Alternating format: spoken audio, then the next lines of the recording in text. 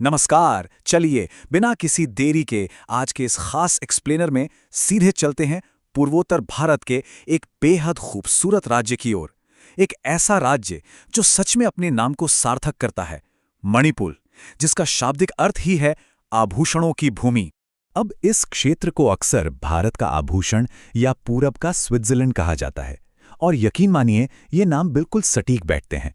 यहाँ की मनमोहक प्राकृतिक सुंदरता और इसकी विविध वनस्पतियों को देखकर कोई भी समझ सकता है कि इसे ये उपनाम क्यों दिए गए हैं। इस एक्सप्लेनर में हम इस खूबसूरत राज्य के कई पहलुओं पर नजर डालेंगे, जैसे कि इसका भौगोलिक परिचय, प्राकृतिक छटा और पर्यटन, यहाँ का समाज और संस्कृति, कृषि और अर्थव्यवस्था, और अंत में यहाँ के मशहूर हस्तशिल्प और हथकरघा उद्योग। तो चलिए सबसे पहले बात करते हैं मणिपुर के भौगोलिक परिचय की, यानी भारत के इस आभूषण की कुछ बुनियादी बातों की। राजधानी इम्फाल वाले इस राज्य का कुल क्षेत्रफल करीब 22,000 वर्ग किलोमीटर है। 2011 के आंकड़ों के हिसाब से यहाँ की आबादी लगभग 28.5 लाख है। लेकिन जो चीज़ सबसे ज़्यादा प्रभावित करती है वो है यहाँ की साक्षरता दर, करीब 77%। मतलब पढ़ाई लिखाई को लेकर यहाँ का समाज बहुत जागरूक है। इतिहास के पन्नों को पलटें तो 1891 के अंग्रेज मणिपुरी युद्ध से लेकर 1949 में भारत में विलय तक का सफर काफी ऐतिहासिक रहा है। एक और बड़ा मील का पत्थर 1992 में आया, जब मणिपुरी भाषा को भारतीय संविधान की 8वीं अनुसूची में शामिल कर लिया गया, जो इसे एक राष्ट्रीय भाषा का दर्जा देता है। इतिहास के बाद अब रुख करते हैं उस मनमोहक प्राकृतिक छटा और पर्यटन की ओर जो दुनिया भर के लोगों को यहाँ खींच लाती है। हैरानी की बात है ना, एक ही राज्य में ऑर्किड फूलों की 500 से ज्यादा प्रजातियां। बिल्कुल, इसी अविश्वसनीय प्राकृतिक विविधता के कारण इस राज्य को देश का ऑर्किड बास्केट कहा जाता है। फूलों की बात हो ही रही है तो शिरोई लिली का जिक्र तो बनता है। 1946 में एक अंग्रेज द्वारा खोजा गया ये दुर्लभ फूल दुनिया में और कहीं नहीं मिलता। ये सिर्फ मणिपुर के शिरोई पहाड़ियों में 5,000 फीट की ऊंचाई पर मानसून में खिलता है। सबसे दिलचस्प बात, माइक्रोस्कोप से देखने पर इसमें 7 अलग अलग रंग दिखाई देते हैं। उखरूल जिले में तो इसके सम्मान में हर साल बकायदा एक खास उत्सव भी मनाया जाता है। पर्यटन की बात करें तो लोकटक झील और कीबुल लामजो नेशनल पार्क की सुंदरता बस देखते ही बनती है। श्री गोविंद जी मंदिर और कांगला पार्क भी बहुत मशहूर हैं।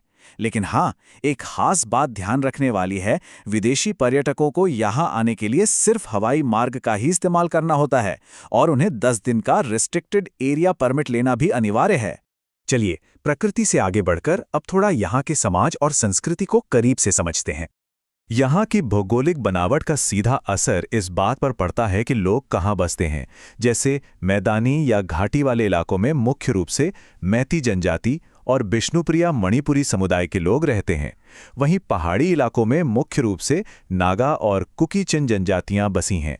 कुल मिलाकर ये लगभग 60 अलग अलग जनजातियों का एक बहुत ही सुंदर संगम है। और सच कहूं तो यहाँ का समाज कला के मामले में बेहद समृद्ध है। संगीत, पारंपरिक नृत्य और शिल्पकारी तो जैसे हर जनजाति के रोजमर्रा के जीवन में रचे बसे हैं।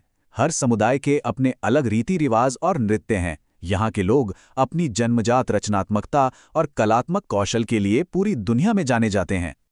कला और संस्कृति को जानने के बाद अब देखते हैं कि यहाँ की उपजाऊ जमीन और आधुनिक लक्ष्य मिलकर अर्थव्यवस्था की नींव कैसे रख रहे हैं।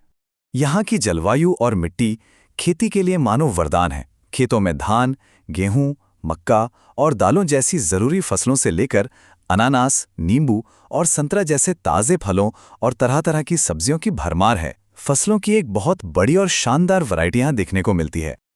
अब इस खेती को एक बड़े व्यावसायिक रूप में बदलने के लिए सरकार ने कुछ बेहतरीन रणनीतिक कदम उठाए हैं।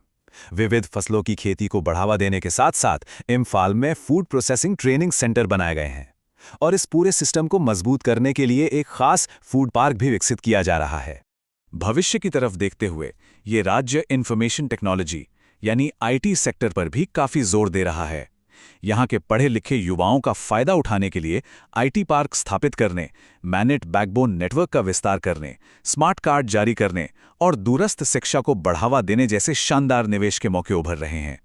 और अंत में आइए नजर डालते हैं हस्तशिल्प और हथकरघा उद्योग पर, जो यहाँ की ग्रामीण अर्थव्यवस्था की असली जीवन रेखा हैं। हथकरघा यहाँ का सबसे बड़ा कुटीर उद्योग है और सबसे अच्छी बात यह है कि ये महिलाओं को बड़े पैमाने पर रोजगार देता है। यहाँ की साड़ियाँ, चादरें, पर्दे और स्कार्फ अपनी बारीक डिजाइनिंग के लिए इतने मशहूर हैं कि देश के साथ साथ अंतर्राष्ट्रीय बाजारों में भी इनकी भारी डिमांड रहती है। इस प्राचीन कला को सरकार का भी पूरा सपोर्ट मिलता है। मणिपुर डेवलपमेंट सोसाइटी जैसी 3 प्रमुख एजेंसियां इस पर काम कर रही हैं। इतना ही नहीं, असाधारण काम करने वाले सर्वश्रेष्ठ बुनकरों और कारीगरों को भारी नकद इनाम देकर भी प्रोत्साहित किया जाता है, ताकि ये हुनर हमेशा जिंदा रहे। कपड़ों से हटकर देखें तो बांस और बेंत जैसे प्राकृतिक संसाधनों पर यहाँ के लोगों की महारत वाकई कमाल की है। टोकरी बुनने और मछली पकड़ने के उपकरण बनाने का काम यहाँ जोरों पर है। इसके अलावा एंडोर और सेनापति जैसे इलाकों में मिट्टी के बर्तन बनाने की एक बहुत ही पुरानी और आत्मनिर्भर परंपरा है, जिसे दुनिया भर में सराहा जाता है। तो इन सब पहलुओं को जानने के बाद एक बहुत ही दिलचस्प सवाल जहन में आता है। प्राचीन कलात्मक विरासत, लाजवाब प्राकृतिक जैव विविधता और आधुनिक आईटी सेक्टर की महत्वाकांक्षाओं का ये नाजुक संतुलन भविष्य में भारत के पूरब के प्रवेश द्वार के रूप में मणिपुर की भूमिका को कैसे आकार देगा? ये यकीनन एक ऐसा विचार है जो हमें बहुत कुछ सोचने पर मजबूर करता है। खैर, आज के इस एक्सप्लेनर में बस इतना ही।